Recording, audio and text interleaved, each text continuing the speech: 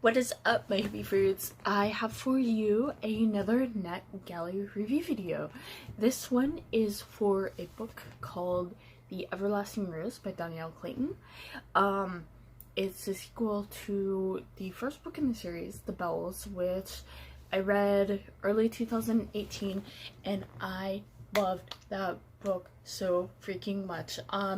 I read it for the Teen Creeps podcast because they did an episode on it, and I'd never heard of it before that, and I just fell in love with it. The world building is phenomenal. It's about a culture where beauty is everything, and there are these special people called the Bells who help society maintain its beauty, because otherwise people would have like balding heads and their eyes would be red and their skin would be gray and they would just basically look awful.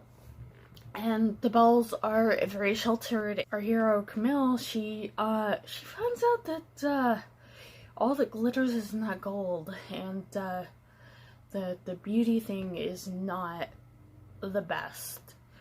It's a really fascinating book, and has one of the most evil characters ever.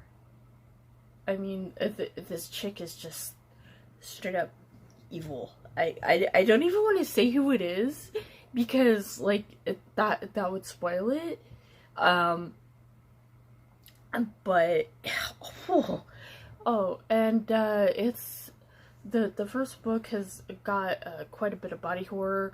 Like, if you're not ready, the second book didn't have so much, but there were some pretty horrific moments in it. The body horror I would compare to the Animorphs books, which sounds very strange if you haven't read them because it's a kid series, but seriously, if you can deal with like teenagers turning into cockroaches, you can probably deal with the stuff contained in these books, because it gets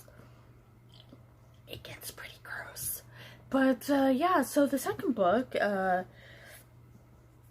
spoiler alert for the first book, Camille has escaped with some people, some compatriots, and is basically fighting the good fight against the powers that would use and abuse the beauty gifts. And the world building, again, is just, it's one of those things that I would love to be seen turn into a movie, but I'm not sure that physicality could do it justice, if that makes any sense. So this book came out Tuesday of this week, which is before this video. So, good times, good times. As always with the books I get from NetGalley, they send them to me in exchange for an honest review, which I'm more than happy to give. But this book was the publisher basically chose straws or something, and I got picked to read it, and I was so happy about that. Like, I opened the email and I figured that like I was getting rejected for another book, because it happened like three books that day I'd been rejected for, and I was like, oh. So I opened the mail, and I'm gonna put it right here so you guys can see it. And